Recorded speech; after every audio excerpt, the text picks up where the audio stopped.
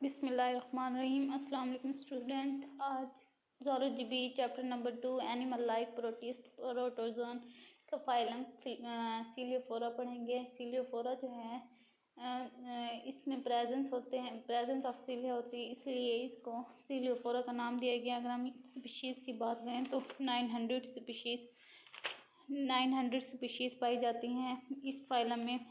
अगर हम हैबिटेट और हैबिटेट की बात करें तो ये फ्रेश वाटर और मरीन में पाए जाते हैं। फ्रेश वाटर में ponds, rivers, lakes, damp soil मतलब नरम जो सॉइल होती है उनमें भी ये पाए जाते हैं और ये मैरीन लाइफ गुजारते हैं। दूसरा ये अगर हम इनकी बात करें कि इनमें से कुछ जो सीलियाँ हैं वो सिम्बियोटिक रिलेशनशिप होते हैं, मतलब वो फ्री लिविंग होते हैं या पैरासिटिक लाइफ गुजारते हैं।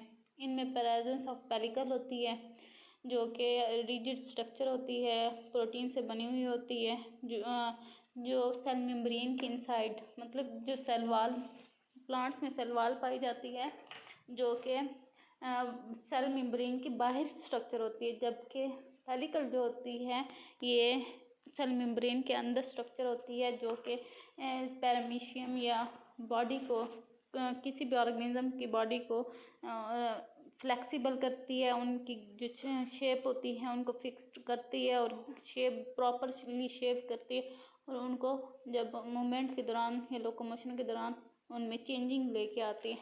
इनमें अगर बात करें तो प्रेजेंस ऑफ सीलिया होते हैं।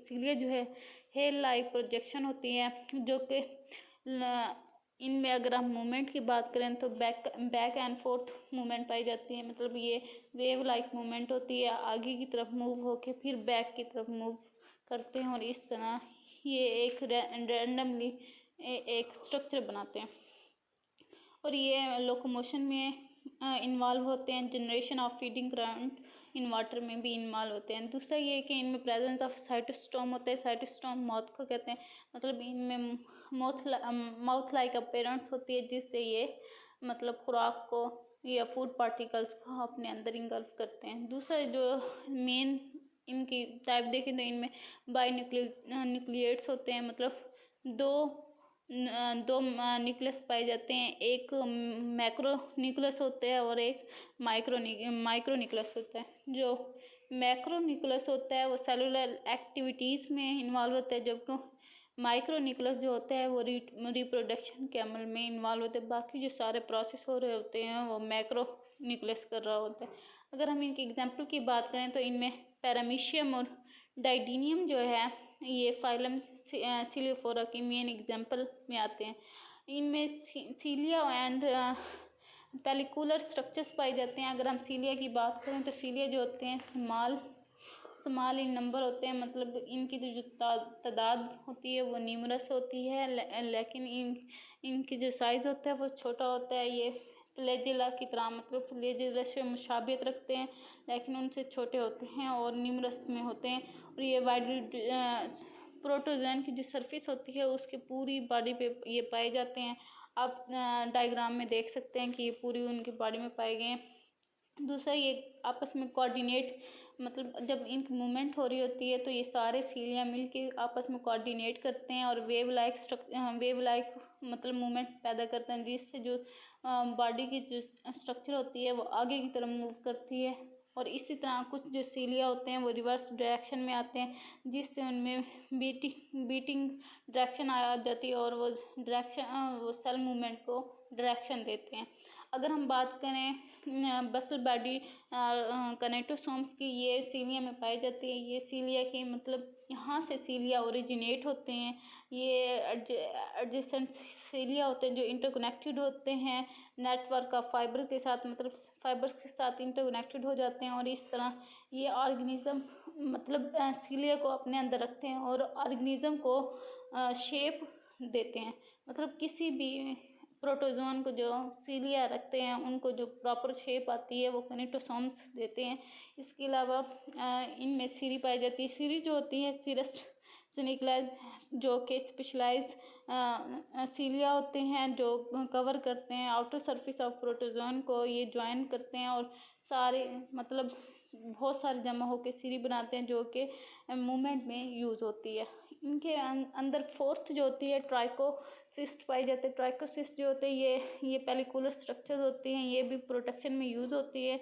अगर हम बात करें तो ये गुल्फटीन जैसे गुल्फ की जो बाल होती है उनको रखने के लिए, उन प्रॉपरली शेप देने के लिए उनको एक स्ट्रक्चर पे रखा जाता है जिसे गुल्फ टी कहते हैं। सेम इनका फंक्शन भी वैसे ही होता है। अपेरेंस इनकी पैरामीशियम में वैसे होती है जो कि परपेंडिकुलर प्लाज्मा मेम्ब्रेन के साथ अटैच होती है और उनको डिस्चार्ज मतलब पेलिकल जो होता है डिस्चार्ज करता है और ये कनेक्टेड रहते हैं बॉडी के साथ स्टिकी थ्रेड मतलब धागे की शक्ल की तरह ये उनके साथ अटैच रहते हैं।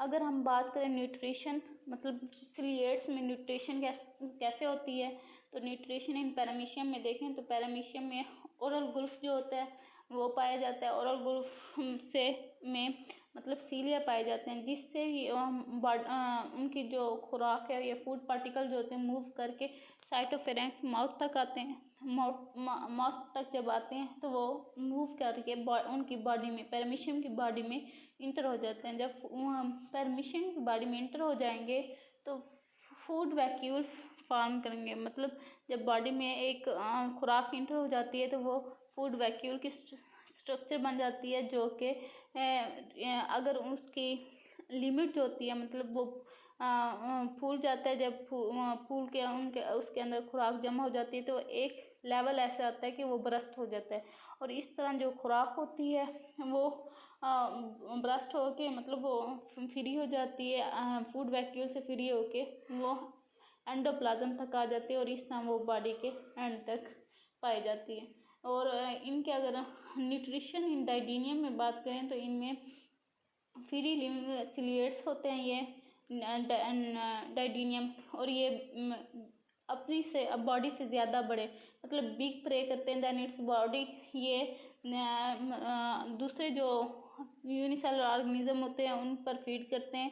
ये पैरामीशियम को भी मतलब उनको भी इनगल्फ कर लेते हैं और इस तरह ये एक दिन में 15,000 बैक्टीरिया तक इनगल्फ कर लेते हैं। इनमें जो बॉडी में टेम्परेरी ओपनिंग बनती है जो कि उनकी बॉडी में मौजूद उनकी बॉडी से बड़े प्रे को प्रोटेक्ट करती है और उसे इनगल्फ करके उसे डाइजेस्ट करती है।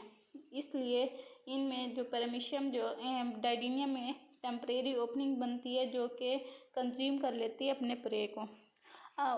थर्ड पे है न्यूट्रिशन इन सेक्टोरियंस में जो होते हैं उनमें टेंटिकल्स पाए जाते हैं जैसे यहाँ पे बने हुए हैं टेंटिकल्स बनते हैं जिसकी वजह से जो सिलिएट्स जो होते हैं वो अटैच हो जाते हैं और इस तरह वो टेंटिकल रखते हैं। जो सक्रीशन जो होती है टेंटिकल जो होते हैं सक्रीट करते हैं सक्रीशन करते हैं एंजाइम्स वगैरह के जो कि प्रे को पैरालाइज करते हैं और उसके बाद उसमें जो ऑफन जो होते हैं वो सिलिएट्स या अमीबे होते हैं जो इनको डाइजेस्ट टेंटिकल जो होता है वो ओपनिंग फूड वैक्यूल्स के ज़रिए खुराक को प्रे को इनगल्फ करते हैं और इस तरह ये साइटोप्लाज्म में इंटर हो जाता है।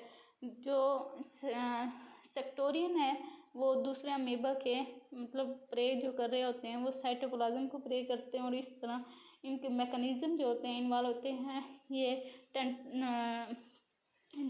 टेंटेकुलर माइक्रोट्यूब्यूल्स का भी नाम दे सकते हैं। अगर हम इनकी बात करें सेक्टोरियंस की तो इनकी जो बॉडी होती है 100 से 175 माइक्रोमीटर लॉन्ग होती है और ये अपना जो प्रे होता है साइटोप्लाज्म के थ्रू करते हैं। इनमें हेप्टोसाइट्स पाए जाते हैं जो कि मेंटेन करते हैं कांटेक्ट को प्रे और इनकी प्रेडेटर की बॉडी के दरमियान। प्रे और प्रीडेटर के दरमियान कांटेक्ट प्रोड्यूस करता है। अगर हम रिप्रोडक्शन इन सिलिएट्स की बात करें कि इनमें रिप्रोडक्शन कैसे हो रही होती है तो इनमें जो रिप्रोडक्शन होती है ये एसेक्सुअल और सेक्सुअल दोनों हो रही होती हैं। जो एसेक्सुअल रिप्रोडक्शन होती है वो मेनली जो होती है बाइनरी फिशन के ज़रिए होती है। किसी किसी में बडिंग पाई जाती है। ज़्यादातर जो होती है वो बाइनरी फिशन के ज़रिए होते हैं। बाइनरी फिशन जो है वो ट्रांसवर्स बाइनरी फिशन होती है, मतलब उनको हम मिडल से डिवाइड करते हैं। मिडल में मतलब इनमें न्यूक्लियस जो होते हैं वो डिवाइड हो जाते हैं और इस तरह इनकी जो बॉडी होती है वो दरमियान से दो हिस्सों में डिवाइड हो जाती है।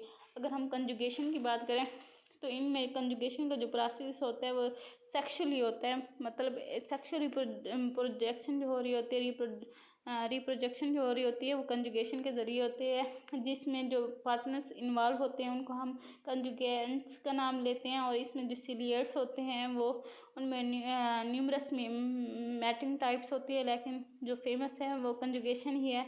इसमें जो इनिशियल कांटेक्ट जो हो रहा होता है इंडिविजुअल्स का वो पेरेंटली रैंडम होता है, इसमें जिसमें बाद में स्टिकी स्टिक्शन हो रही होती है पेलिकल फैसिलिटेट एडहेशन के ज़रिए, जिसमें सिलियर्स में प्लाज्मा मेम्ब्रेन जो होता है फ्यूज़ हो जाते हैं। और ये मतलब ये वाली जो कंडीशन हो रही होती है जिसमें सिलियर्ड प्लाज्मा मेम्ब्रेन फ्यूज़ हो जाते हैं, ये काफ़ी घंटों तक रहती है। और इसमें मैक्रोमोलिक्यूल जो होता है वो पार्टिसिपेट नहीं करता जेनेटिक एक्सचेंज के, मतलब मटेरियल जो एक्सचेंज हो रहा होता है उसमें मैक्रोमोलिक्यूल जो होता है वो इन्वॉल्व नहीं होता। और ये जो मैक्रोमोलिक्यूल होता है वो मतलब ब्रेक हो जाता है ड्यूरिंग और आफ्टर माइक्रोनिकुलर इवेंट्स, मतलब जब ये ये सेक्सुअल रिप्रोडक्शन हो रही होती है उसमें जो माइक्रोन्यूक्लियस हो रहे होते हैं वो ब्रेक्स हो जाते हैं। और इस तरह ये माइक्रोन्यूक्लाई जो होती है वो ये सारा प्रोसेस कर रही होती है। इसमें एक्स कंजुगेंट्स जो होते हैं वो न्यूक्लियर डिवीजन में जाते हैं जो रिस्टोर करते हैं न्यूक्लियर कैरेक्टरिस्टिक को। और इस तरह जो फॉर्मेशन ऑफ माइक्रोन्यूक्लियस होता है फ्रॉम वन और मोर माइक्रोन्यूक्लाई, मतलब माइक्रोन्यूक्लाई जो होते हैं वो माइक्रोन्यूक्लियस को बनाते हैं। और इस तरह साइटोप्लाज्मिक डिवीजन जो होती है डॉटर सेल्स की होती है। इस तरह ये कंजुगेशन का अमल कंप्लीट होते हैं। और अगर हम बात करें तो सिम्बियोटिक सिलिएट्स पाए जाते हैं। सिम्बियोटिक सिलिएट्स जो होते हैं ये कोमेंसलिज्म के ज़रिए भी पाए जाते हैं और म्यूचुअलिज्म भी होती है। और कुछ जो होते हैं वो पैरासाइट होते हैं। पैरासाइटिक सिलिएट्स की बात करें तो इनमें ब्लैंथिडियम कोलाई जो होते हैं वो ज़्यादा पाए जाते हैं। ये मोस्ट इम्पोर्टेंट पैरासाइट है जो कि large intestine of humans, pigs and other mammals, मतलब मेमल्स के लार्ज इंटेस्टाइन में पाया जाता है जो कि प्रोलिटिक एंजाइम सिक्रिएट करते हैं, जिसमें ये एंजाइम होस्ट के मतलब इंटेस्टाइन के एपिथेलियम वॉल को डाइजेस्ट कर लेते हैं। और इस तरह वो फ्लास्क शेप्ड अल्सर क्रिएट करते हैं। अल्सर में डिजेंट्री वगैरह जो होते हैं वो मतलब काज करते हैं, जो कि डिजीज़ काज करते हैं। ये बी कोलाई जो होते हैं ये एक होस्ट से दूसरे होस्ट में इंटर होता है सिस्ट फॉर्मेशन, मतलब अब जब ये एक होस्ट से दूसरे होस्ट की तरफ जा रहा होता है तो ये अपने बॉडी के गिर्द सिस्ट फॉर्म कर देता है, जिससे ये फीकल कंटेमिनेशन ऑफ फूड और वाटर से ये ट्रांसमिशन हो जाती है। और इस तरह इनकी जो बॉडी होती है वो सेव रहती है। अगर हम इनकी डिस्ट्रीब्यूशन की बात करें तो ये वर्ल्ड वाइड डिस्ट्रीब्यूशन होती हैं, मगर सबसे कॉमन जो है वो पैरामीशियम सबसे कॉमन जो है ये फिलिपाइंस, मतलब ये सबसे ज़्यादा जो है फिलिपाइन में पाए जाते हैं। दूसरा जो है म्यूचुअलिस्टिक सिलिएट्स की बात करें तो large number of different species of ciliates जो होते हैं रूमन ऑफ मैनी एनग्लेट्स, मतलब हुफ्ड एनिमल जो होते हैं उनमें ये पाए जाते हैं, जिससे उनकी डाइजेस्टिव प्रोसेस जो होती है होस्ट के उनको अफेक्ट करते हैं। इनमें अगर हम मेंसलिज्म की बात करें तो नाइकोथेरस जो होता है ये कोलन और लार्ज इंटेस्टाइन ऑफ फ्रॉग और टोड जो होते हैं उनमें रहते हैं और उनसे फूड मटेरियल जो होते हैं उनसे ये लेते हैं। इसी तरह ये आज का ये टॉपिक कंप्लीट होता है।